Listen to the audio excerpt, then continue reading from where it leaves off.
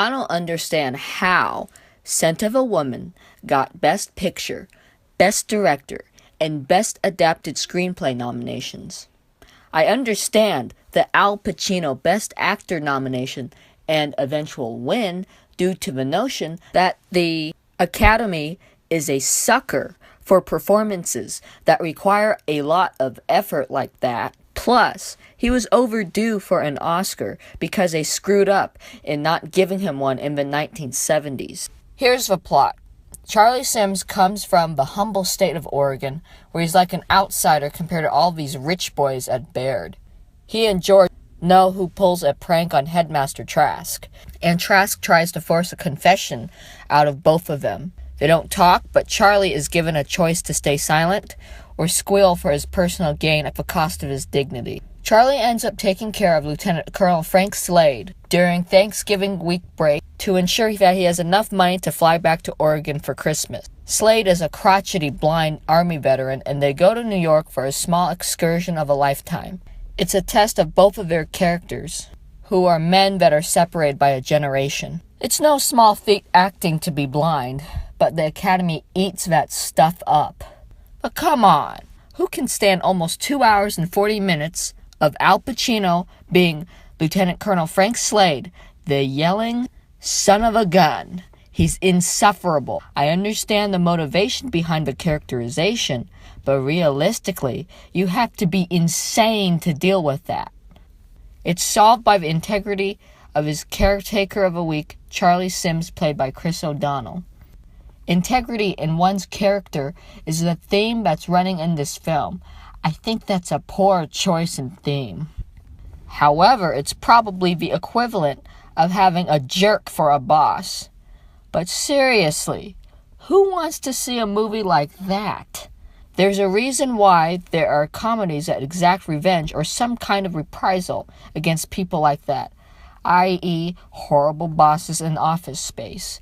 However, these movies were made much later than 1992's Scent of a Woman. For all I care, it could be the Academy just picking something that has some cultural significance or an impactful message. That doesn't mean that it's a bearable or pleasant experience. The only redeeming quality to Scent of a Woman is the end school tribunal scene with Pacino and O'Donnell dealing with Headmaster Trask, played by James Rebhorn. Pacino lights the room up with his fiery speech commending Charlie's character and criticizing the wussification of Charlie's school, Baird. Maybe the film is teaching something about integrity, solidarity, and friendship? The performances are fine, but the tolerance for them are low, especially Pacino. He did a great job acting as a blind man, and boy, that must have taken up a lot of concentration. Sometimes you could have sworn that he slipped up and looked, especially in the tango scene, but if it's only noticeable a few times, then it's no big deal, considering the 2 hour and 36 minute runtime. I don't think it's difficult to act like a hard ass for that long, but doing it while staring at nothing to provide the illusion of being blind is a feat in itself. Ignore Chris O'Donnell's turn as Robin in Batman Forever and Batman Robin.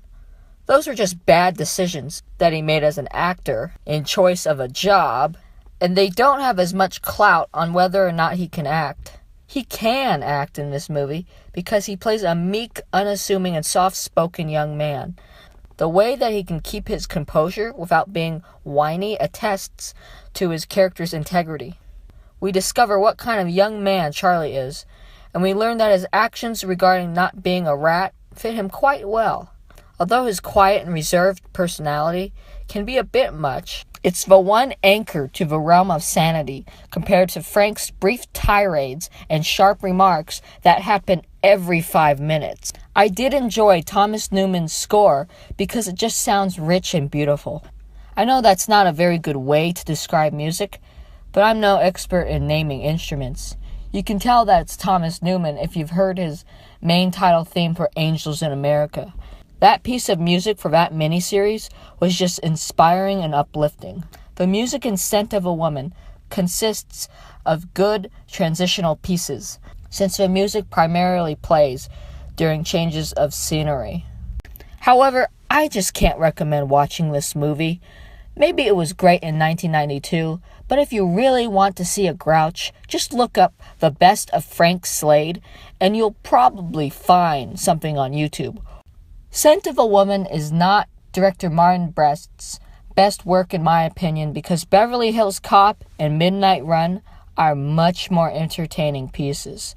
Although they don't hold as much meaning like Scent of a Woman tries to portray, I can assure you that you'll spend less than 2 hours and 36 minutes enjoying those two other films that run no longer than about 2 hours. I hate to bring this up though, but Brest did do Geely, and he hasn't directed since then.